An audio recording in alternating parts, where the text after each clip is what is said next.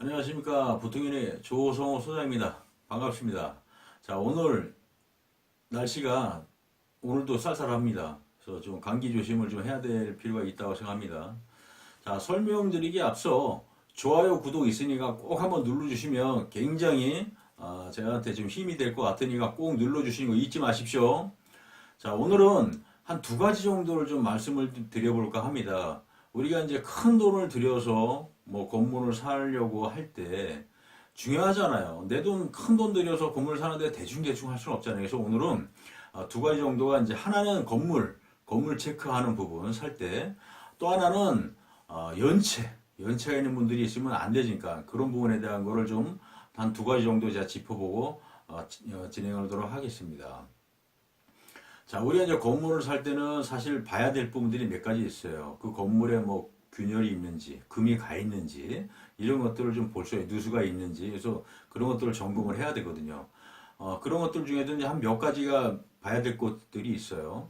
자, 처음에는 이제 우리가 이제 옥상을 좀 보셔야 됩니다. 옥상 같은 걸 보시게 되면 거기에 이제 방수가 잘 돼 있는지, 아니면 이제 혹시 그 바닥에 지금 금이 가 있는지, 이런 것들을 보셔야 되거든요. 왜냐하면 이런 걸 안 보시면 금이 나가 있으면은 그 물이 또 스며들 수가 있는 거예요. 그래서 비가 셀 수가 있어요. 그러니까 그런 부분들 좀 체크를 하셔야 되고, 그리고 이제 복도하고 이제 화장실하고 창문 틈을 좀 보셔야 돼. 복도 같은 데 가면은 창문을 통해서 이제 비가 오게 되면 물이 막 스며드는 경우가 있어요. 그러니까 그 실리콘이 잘 싸져 있는 창문 틈으로 해서 실리콘이 잘 싸져 있는지 좀 보셔야 되고, 화장실 같은 경우도 이제 배관이라든지 뭐 이런 거 물이 잘 내려가는지, 뭐, 뭐, 뭐 주변에 그 화장실이 어떻게 지금 돼 있는지, 이제 그런 것들 깔끔한지 안 깔끔한지 같은 뭐 그런 것들 잘 체크를 하셔야 되는 부분이고, 그리고 이제 그 바닥 주차장을 좀 보셔야 돼요. 주차장 같은 경우도 그 바닥에 혹시 그 근처에 뭐 금이 좀 가 있는지, 금이 가 있으면 또 이 물이 스며들거든요. 그러면 이 지하로 다시 스며들면은 이게 나중에 이제 집안도 약해질 수 있지만, 그러면 좀 문제가 커질 수가 있거든요. 그러니까 그런 것도 보셔야 되는 부분이 있고, 그리고 이제 지하 같은 경우도 내려가서 보시게 되면 뭐 벽면층에 뭐 얼룩이 돼 있다든지, 그 뭐 금이 가 있다든지, 뭐 그러면 그쪽으로 해서 물이 새어들어오는 경우가 많아요.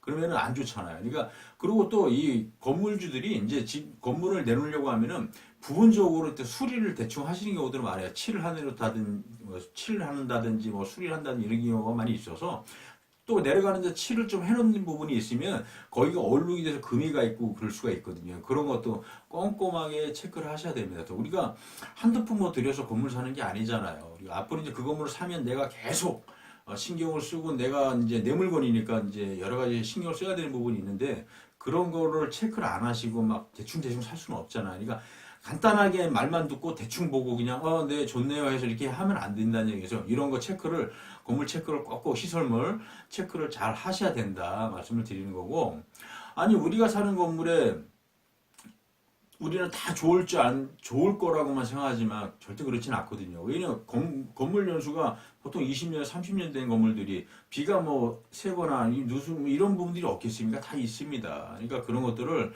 그래도 하나씩 좀 체크를 하면서 잡아 놓으시면 좋기 때문에 말씀을 드리는 거니까 요거 잘 기억해 두시고, 자, 두 번째는 이제 연체입니다. 연체.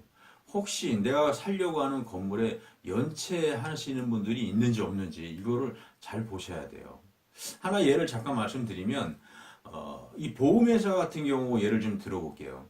보험회사에 보험가입을 많이들 하잖아요. 근데 한 번 연체하시는 분들은 습관이 그런지 모르겠지만 계속 지속적으로 연체한다고들 합니다. 물론 안 하신 분들이 많죠. 이런 게 습관이 되더라고요. 그리고 저도 이제 뭐 자식하고 처자식이 있지만, 내가 예를 들어서 제 자식 중에 한 명이라도 좀 내 말을 안 듣는 자식이 있다고 생각해 보세요. 얼마나 피곤하겠습니까? 그 관리하기 되게 힘들거든요. 말을 안 듣는데 어떻게 뭐 죽일 수도 없고 살 수도 없고. 그래도 자식은 그래도 내 자식이니까 내가 어떻게 컨트롤할 수가 있잖아요. 근데 연체가, 내가 살려고 하는 건물에 연체하는 분들이 있다고 생각해 보시면 이거만큼 진짜 머리 아프고 피곤한 일은 없습니다.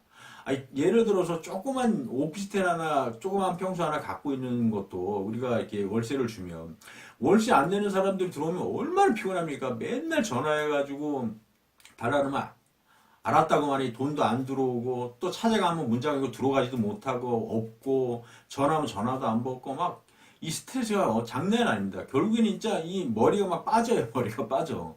그러니까 이런 것들을 잘 체크를 하셔야 돼요. 그래서 이런 부분들이 있는지 없는지 우리가 아주 그냥 신중하게 좀 체크를 하실 필요가 있어요. 그러니까 층별로 해서 각 세입자별로 해서 이분들이 혹시 이 중에 연체가 있는지 아니면 연체가 있으면 몇 개월 연체가 되고 얼마가 연체가 돼 있고 뭐 이런 것들을 세부적으로 다 보셔야 돼요. 그래서 이런 부분들을 이런 부분들을 체크를 안 하시면 굉장히 피곤할 수가 있다. 그래서 연체 관리는 첫 번째로 제일 신중하게 체크를 하셔야 된다. 이게 연체가 있는 건물이다라고 생각하시게 되면 조금 생각을 다시 해볼 필요도 있어요. 그러니까 되도록이면 연체가 없는 건물을 되도록이면 사시는 게 좋다고 말씀을 좀 드리겠습니다. 그래서 이렇게 간단하지만 건물 체크하는 부분, 시설물 체크하고 그리고 연체 계약할 때 이제 이런 부분들이 굉장히 중요하니까 이런 것들을 제가 말씀을 드렸던 부분이니까 이렇게 오늘은 여기서 좀 마무리를 좀 짓도록 하겠습니다. 하고 네이버에 아니면 구글에 북통연이라고 좀 쳐보시면 아주 좋은 정보들이 많이 나옵니다. 그래서 여러분들이 거기에 들어오시게 되면 조금 더 많은 것들을 볼 수가 있고요. 도움이 될 수가 있으니까 꼭 한 번씩 검색을 좀 해보시면 좋을 것 같아요. 그래서 자 오늘은 여기서 마무리 짓고 인사드리도록 하겠습니다. 그래서 다음에는 좀 더 좋은 내용을 가지고 우리가 꼭 알아야 될 부분들을 알키스들만 이제 하나씩 뽑아서 계속 말씀을 드리도록 하겠습니다. 자, 감사합니다.